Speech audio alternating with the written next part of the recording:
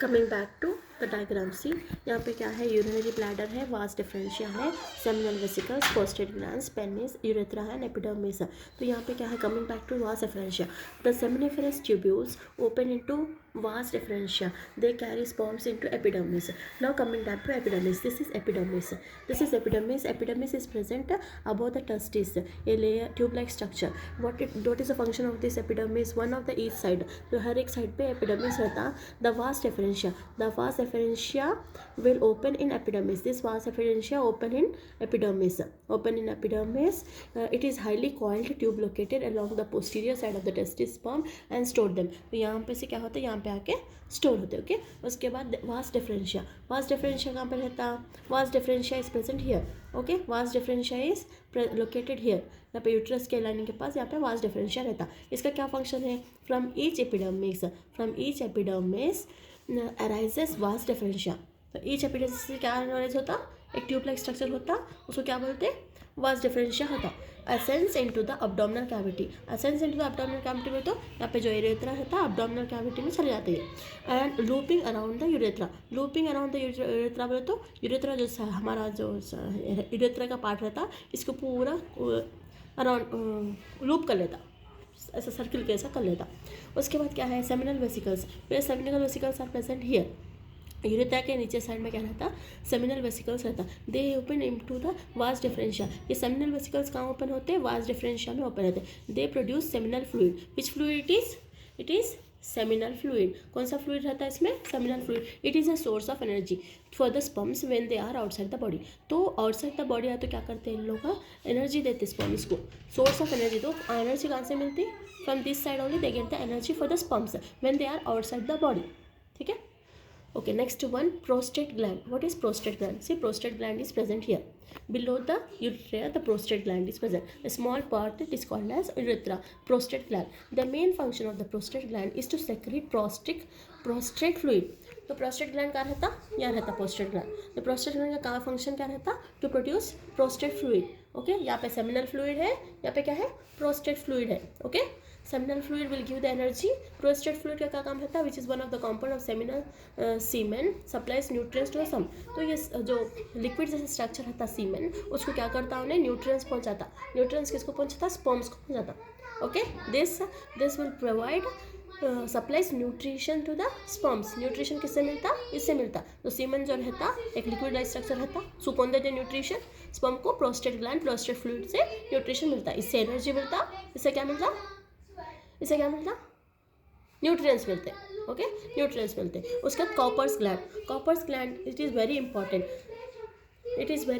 Copper's gland is present here. Copper's gland is a type of gland. Secretion of these glands helps to neutralize the acidity in the walls of the urethra. तो urethra के वाल में क्या रहता, pH value ज़्यादा रहता, acidic nature रहता. तो यहाँ पे कॉपर्स ग्लैंड क्या करता, it will maintain the neutralize हो, तो ज़्यादा एसिडिक नहीं, ज़्यादा बेसिक नहीं, न्यूट्रल करना. तो इसका काम क्या रहता, neutralizing the Cowper's gland and free flow of sperm cells. तो एसिडिक नेचर को क्या करता, उन्हें न्यूट्रलाइज करके स्पर्म फ्लो के लिए नॉर्मलाइज करता. ठीक है, नॉर्मलाइज कर देता.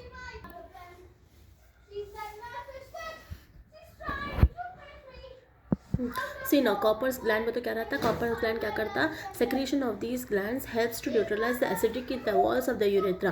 तो यूरेथ्रा में क्या करता है, यूरेथ्रा में एसिडिक नेचर रहता, तो एसिडिक नेचर को क्या करता है, न्यूट्रलाइज करता for the free flow of sperm sales.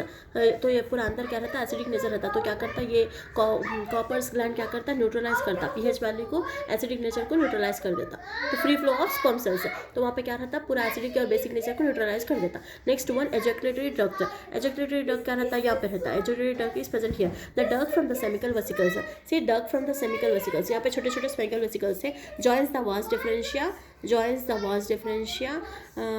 and continues as ejaculation duct.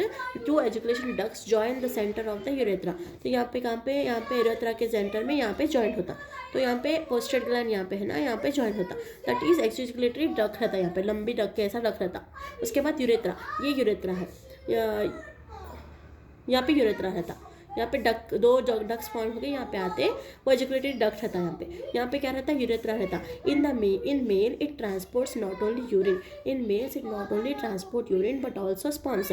तो खाली यूरिन ट्रांसपोर्ट नहीं करता, स्पर्म्स को भी ट्रांसपोर्ट करता। It is called as urinogenital duct, it is called as urinogenital duct because it is a genital male genital part, so it is called as urine को भी भेजता और स्पर्म्स को भी भेजता, so it is called as urinogenital duct. Okay, next one, the passage of spermatozoa. The seminiferous tubules, vas efferentia, epidermis, vas differentia, agitated duct and urethra. Yes, the passage of spermatozoa, the sperm, this is the image of the sperm. तो ये sperm का जो हम microscope में अगर आप हम sperms देखें, there are numerous number of sperms. तो sperms क्या है, मेल्स में एज का कुछ भी नहीं रहता, लाइफ लॉन्ग उन लोग को sperm प्रोडक्शन होते रहता। तो sperm अगर if I take a sample of sperm, the liquid लेके sperm को देखें तो in microscope it resembles like that. It is a tail part, it is acrosome, it is head, it is nucleus, it is neck, it is mitochondria, it is middle place. This is the diagram of sperm cell. sperm का पूरा है। तो ये क्या है, human beings का sperm है ये। Okay, the sperm, observe the figure, the sperm has a head. Okay, the sperm has a head which bears acrosomes. इन्हें क्या बेयर करता, एक्रोसोम बेयर करता। It helps the sperm in penetrating into ovum. तो इसका क्या का function था, अगर यहाँ पे ओवम है तो इसको पेनेट्रेट करने के वास्ते एक्रोसोम हेल्प करता। तो penetrate the ovum, ovum is a ball like structure, तो उसके सेल वॉल में जाके पेनेट्रेट करने के लिए एक्रोसोम हेल्प करता। It is a sperm is penetrating into ovum in the middle of the head, main nucleus is present. In the middle of the head, it is a nucleus is present. Nucleus is main part of every cell. So in the middle of the cell, it is a middle of the head, it is a nucleus is present. It fuses with the female nucleus. तो ये nucleus क्या होता है, penetration के बाद क्या होता है, ये nucleus जाके ओवम में जाके वो फीमेल के ओवम के साथ nucleus, ये दो nucleuses मिल जाते हैं। Okay, become these two nucleuses, it fuses पर तो जाके उससे फीमेल के ओवम के अंदर जो न्यूक्लियस होता है, इसके ये मेल के न्यूक्लियस, वो न्यूक्लियस फ्यूज हो जाता। ठीक है, next one, head and middle piece are attached by neck. Head and middle piece are attached with the neck. यहाँ पे नेक रहती, attach with the neck. Mitochondria of the middle piece, mitochondria is a middle piece, produce energy. Mitochondria is called as power house of the cell. तुमको मालूम है mitochondria को क्या बोलते हैं, power house of the cell. तो mitochondria क्या करता है, पावर देता। किसको पावर देता है, energy for the movement of sperms. तो it will provide the energy for movement of sperms. पर क्या इधर से उधर जाते हैं ना, तो वो क्या कौन देते हैं, पावर कौन देते हैं, this mitochondria. Mitochondria will give the power to the sperm for the movement. Okay, movement of the sperm. The tail propels the sperm. तो टेल की वजह से क्या होता है, ईजी मूवमेंट होता। Okay, coming back to the chapter sperm का। अभी हम लोग क्या बोलेंगे, मैं sperm, mitochondria will give, mitochondria क्या करता, पावर देता स्पर्म को, पावर देता, मूवमेंट के लिए पावर देता। ना coming back, the fluid secreted from the seminal vesicles, prostate gland and Cowper's gland, collectively called as seminal plasma. तो सेमिनल प्लाज्मा किसको बोलते हैं, प्रोस्टेट ग्लैंड से क्या होता है, एनर्जी मिलती, और इससे कॉपर्स ग्लैंड से क्या मिलता, it will neutralize the acidic nature of the urethra. तो वहाँ पे क्या for the sperm to movement. तो दोनों को मिला के क्या बोलते हैं, सेमिनल प्लाज्मा बोलते हैं। क्या बोलते हैं, seminal plasma. This seminal plasma along with the sperm is called as semen. तो ये seminal plasma along with the sperm, तो स्पर्म के साथ ये सेमिनल प्लाज्मा जो रहता उसको क्या बोलते हैं, सीमेन बोलते हैं। Semen is a liquid like structure, semen बोलते हैं। सो क्या बोलते हैं, semen. Okay, this sending out of the semen from the male body is called ejaculation. तो ये सीमेन जब फीमेल मेल के बॉडी में से बाहर आता है उसको क्या बोलते हैं, एजैकुलेशन बोलते हैं। एजैकुलेशन में तो something which is coming out of the body. Okay, it is called as ejaculation, it is called as ejaculation. Okay, from normal fertility 60% of the sperm should have normal shape and size. तो 60% of the sperm should have normal shape and size and 40% must have vigorous motility. Okay, next, man produces sperms from the age of 13। तो इन लोगों का production कब से होता है, ये sperm का production from the age of 13 और 14 ईयर से शुरू होता। Can go and do around the most of the lifetime. तो उन लोग को लाइफ लॉन्ग स्पर्म प्रोडक्शन होते रहता। Okay, their power is due to the decrease age they grow older. तो पावर कब डिक्रीज होता है, age they grow older. Next one, female reproductive system. The female reproductive system consists of female reproductive system. This is fallopian tubes, this is funnel, this is ovaries, this is uterus, this is cervix, this is vagina. So female reproductive system starts with these structures. तो क्या है, ovaries रहते हैं। ovaries क्या रहते हैं, pair of ovaries दो side में रहते हैं। एक पार्ट में यहाँ पे ओवरीज रहता है या एक पार्ट में यहाँ पे ओवरीज रहता। So this ovaries are located in the abdominal cavity. Abdominal cavity तो पेट के नीचे तरफ, जैसा बॉयज़ को भी अब्डोमिनल कैविटी रहता है, गर्ल्स को भी क्या रहता है, अब्डोमिनल कैविटी में क्या रहता कि यूट्रस रहता। The whole form is a female reproductive system. So this is present in the abdominal cavity. The ova developed in the tiny cellular structure called as follicles. यहाँ पे follicles रहते ना,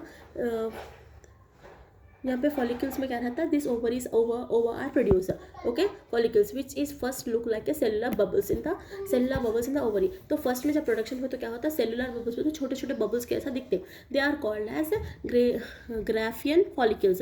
तो स्टार्टिंग में जब बनता ओवा जब बनता तो उसको क्या बोलते हैं, Graafian follicles. As a follicle grows it develops a cavity filled with fluid. जैसा जैसा ग्रो होता है वो कैविटी फिल्ड विथ फ्लूइड हो जाती. Each of the follicle contains a single mature. The follicle rupture at the surface of the ovary and tiny ovum is flushed down. तो यहाँ पे क्या होता है, ओवर टिनी विच इज क्या तक पढ़े, ओवम विच इज फॉर्म्ड, नहीं, as a follicle grows it develops a cavity filled with each follicle contains a single ovum which is formed after mitotic divisions. तो बॉयज में क्या रहता, meiotic division से था, यहाँ पे meiotic division से होता. Okay, when the ovum becomes mature the follicle ruptures at the surface of the ovary and the tiny ovum is flushed. तो यहाँ पे पूरा बन के क्या होता है, यहाँ पे से यहाँ पे follicle tubes में आता. तो पहले क्या रहता, सेलुलर बबल्स कैसा रहता, तो later it becomes a fluid like structure filled with fluid. उसके क्या होता है, यहाँ पे क्या होता है, जब बनते बनते क्या होता है, माइटोटिक डिवीजन से क्या होता, it becomes a surface of the ovary, टिनी ovum is released. तो यहाँ पे क्या होता है, टिनी ovum is released in the fallopian tubes. Okay, then fallopian tubes, generally the ovum enters the winded funnel of an oviduct. Fallopian tube, this is the fallopian tube. तो यहाँ पे ovaries रहते हैं, यहाँ पे ओवरी में ओवम बनता, ovum बन के यहाँ से रिलीज होता. तो यहाँ पे रिलीज होने की ट्यूब को क्या बोलते हैं, फॉलिपियन ट्यूब बोलते हैं. A tube that extends from the neighbourhood of the ovary to the muscular thick wall uterus. तो यूट्रस वॉल को अटैच रहता है, ये यूट्रस है, यूट्रस वॉल को क्या रहता है, ये फॉलिपियन ट्यूब से अटैच रहते हैं. ओके, यूट्रस को दो तरफ रहते हैं, इधर एक तरफ रहता है, इधर एक रहता है. यहाँ पे एक फॉलिपियन ट्यूब, यहाँ पे एक ओवरी, यहाँ पे एक फॉलिपियन ट्यूब, यहाँ पे एक ओवरी. तो it is attach to the uterus, uterus के लाइनिंग को अटैच होकर रहता. Okay, of the ovary on the muscular thick wall uterus. Fertilization occurs as the ovum passes through the fallopian tube, thus beginning of a new life. तो यहाँ पे जब enter होके तो क्या होता है, यहाँ पे आता. ओके, यहाँ पे आता है, यहाँ से क्या होता है, यहाँ पे आ जाता. क्या पे आता है, यहाँ पे ओवम आता. Okay, fertilization occurs, ovum passes through the fallopian tubes, thus beginning of a new life. Usually single sperms fertilize a single ovum. तो क्या होता, एक बनता ना ओवम, तो यहाँ पे आता तो एक स्पर्म के साथ सिर्फ एक ओवम इज फर्टिलाइज होता. नॉर्मली एक ओवम जो रिलीज होता है, एक अंडा जो रिलीज होता है, एक स्पर्म के साथ ही फर्टिलाइजेशन प्रोसेस होता. तो what they are saying, fertilization occurs when the ovum passes through the fallopian tubes. Thus usually the single sperms fertilize in a single ovum. Thus a zygote is formed. तो after fertilization, fusion of sperm cell and ovum, fusion with the sperm and ovum becomes a zygote.